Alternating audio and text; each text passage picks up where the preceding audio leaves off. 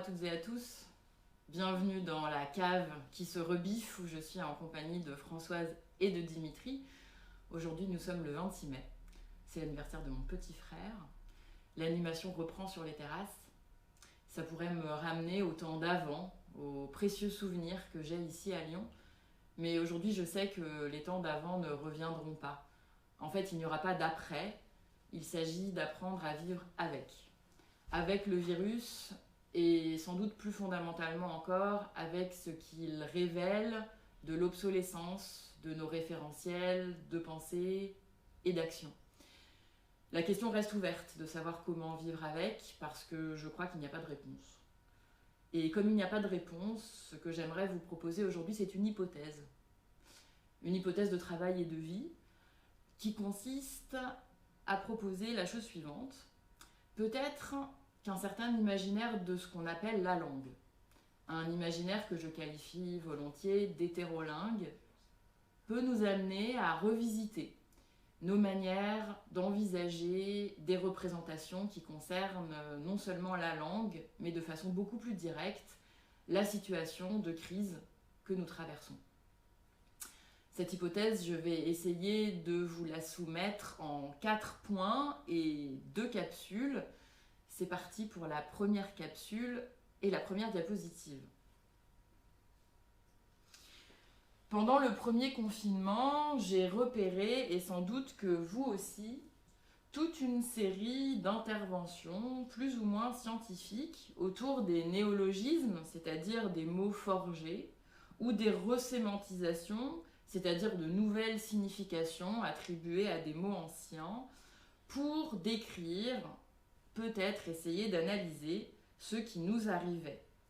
Voici par exemple une proposition d'Alain Ray pour élaborer un petit abécédaire des mots qui nous assaillent en temps de pandémie, ou le dictionnaire des nouveaux mots qui raconte notre confinement élaboré par Olivier Auroy, une vidéo de Julie Neveu intitulée « Ce que les nouveaux mots du confinement disent de nous ». Et pendant ce temps, l'Académie française recommande d'attribuer un genre féminin non pas au Covid mais à la Covid, alors même que l'usage de la féminisation reste interdit dans les administrations et dans les écoles. Ça peut avoir l'air paradoxal ou contradictoire, mais en fait c'est exactement la même logique. On segmente, on atomise la langue comme s'il s'agissait d'une somme de particules élémentaires qui seraient les mots. Ici, l'argumentation consiste à dire que Covid est un acronyme basé sur un terme anglais « disease » qui traduit mot à mot en français est féminin, la maladie. On segmente donc, pour prendre une analogie peut-être un peu facile, c'est comme si on s'évertuait à changer pièce par pièce un moteur essence qui ne marche plus, au lieu de constater que la panne est globale et qu'il s'agirait de basculer dans un autre système énergétique. Évidemment, les mots sont importants, il ne s'agit pas de cesser de leur prêter attention, mais de ne pas les considérer comme des isolats.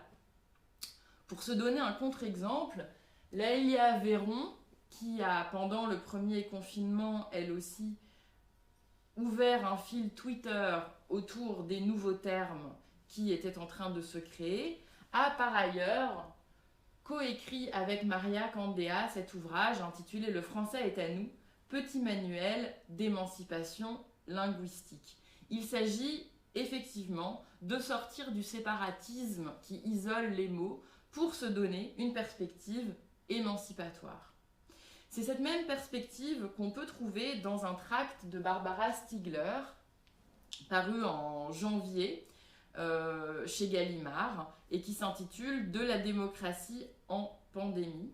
Le texte s'ouvre sur une citation du rédacteur en chef du Lancet, c'est ce que vous pouvez voir en gras dans le texte, qui révoque le terme de pandémie et le remplace par celui de syndémie. Le plus important cependant réside dans la suite, et là c'est moi qui souligne et qui lit.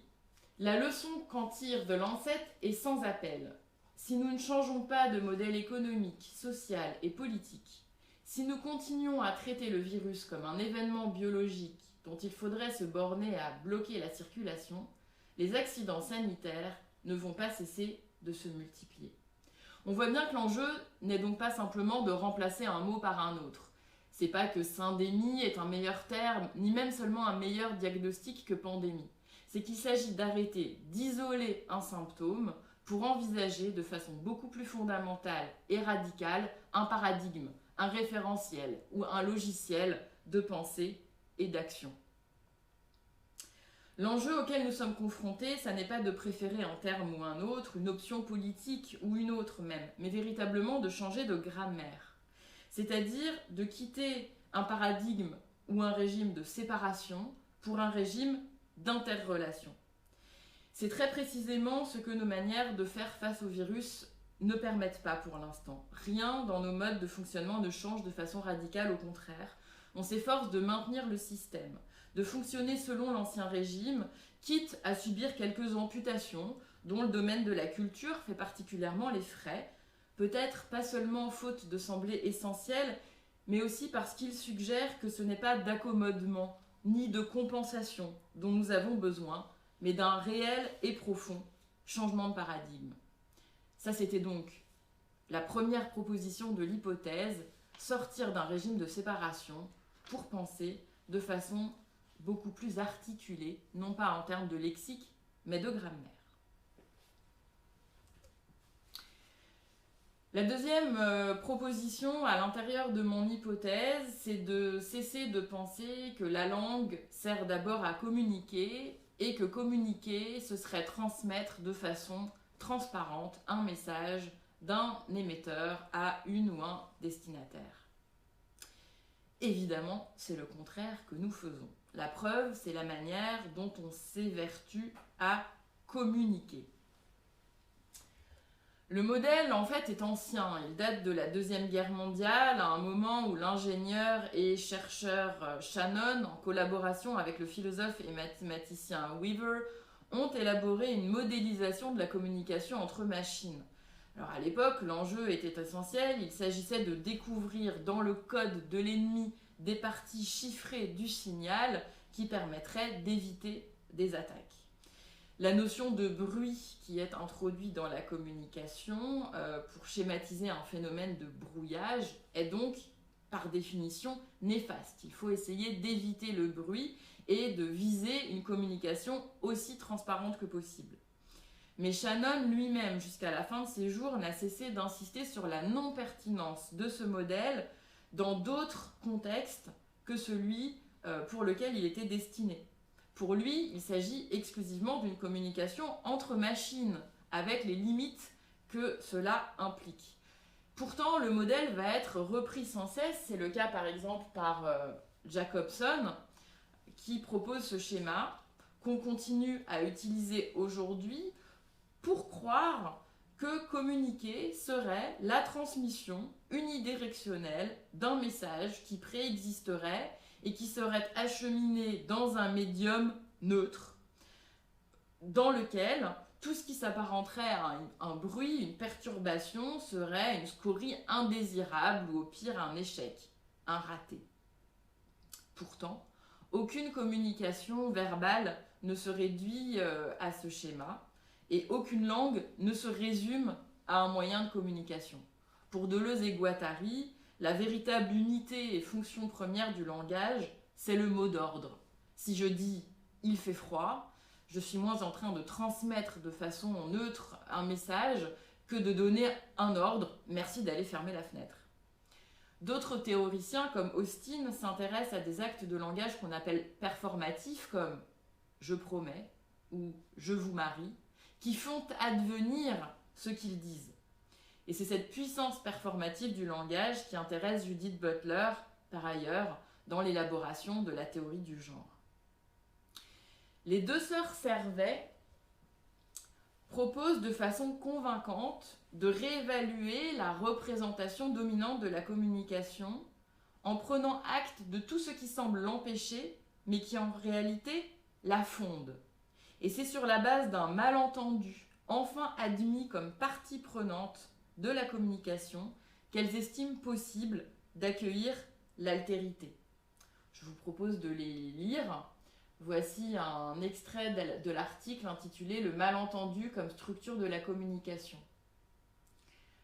Dans les modèles télégraphiques, on considère que la communication fonctionne si les messages de départ et d'arrivée sont identiques. Sinon, cela signifie que le récepteur a mal compris ou que l'émetteur s'est mal fait comprendre. Dans ce cadre, la pathologie de la communication est l'incompréhension. Ce que nous proposons ici, à partir de l'analyse de situations de communication très particulières, des rencontres enchantées avec des dauphins sauvages, c'est que, à l'inverse, la structure fondamentale de la communication est le malentendu. Et elles poursuivent. Or, c'est le refus de reconnaître ce fait, dû notamment au désir vain et désastreux de contrôler le partenaire, qui engendre des pathologies. Admettre au contraire qu'émetteur et récepteur disposent nécessairement de versions différentes de l'interaction et qu'il n'y a pas de version plus objective qu'une autre, c'est replacer l'altérité au cœur d'une communication qui est réussie parce qu'on accepte de mal se comprendre. Je dirais donc que la langue a de multiples maniements et qu'elle sert autant à fabriquer le monde qu'à le décrire. Autour du coronavirus, qu'il s'agit évidemment de désigner comme une crise, s'est mis en place une stratégie qui, sous couvert de communication, fait exister un monde. Il faut bien voir que c'est une formidable force de frappe rhétorique. Bien au-delà d'une transmission d'informations ou d'une explication, il s'agit de convaincre et d'imposer un point de vue qui n'est pas une simple représentation, une description neutre, mais une manière de faire exister un monde. Et c'est précisément pour cette raison qu'il me semble urgent de réhabiliter ce que l'on peut appeler, si on veut continuer à utiliser le schéma de Jacobson, la dimension poétique de la langue. C'est ce que faisait en 2009 le manifeste pour les produits de haute nécessité que revendiquait un certain nombre d'intellectuels aux Antilles. Ce n'est pas un luxe ni un surcroît de manier la langue pour elle-même. C'est une dimension fondamentalement impliquée dans tout acte de discours, y compris le plus ingénieux à escamoter les traces de sa propre énonciation. Nous pouvons donc nous réentraîner à voir cette dimension poétique un peu partout, y compris là où elle semble la plus improbable. Nous pouvons revendiquer un accès d'urgence à d'autres fonctions de la langue. Ne pas se laisser dire que ce serait moins essentiel. S'entraîner à voir partout les traces de cette dimension poétique, y compris dans les endroits les plus improbables. Au fond, une telle annonce que celle-ci, la vente de livres et de CD est interdite, pourrait être lue comme une forme de poésie absurde à la manière de mangeage de choucroute interdit. Pour d'autres exemples, je vous invite à lire ce récent et passionnant ouvrage d'Yves Citon qui s'intitule très précisément « Faire avec », sous-titré « Conflit, coalition, contagion », qui se réfère notamment à un ouvrage un peu plus ancien mais toujours d'actualité de Christophe Hanna, « Poésie, action directe ». Et sur cette invitation poétique, je propose d'interrompre cette démonstration d'hypothèse pour pouvoir passer à une deuxième capsule à retrouver dans peu de temps.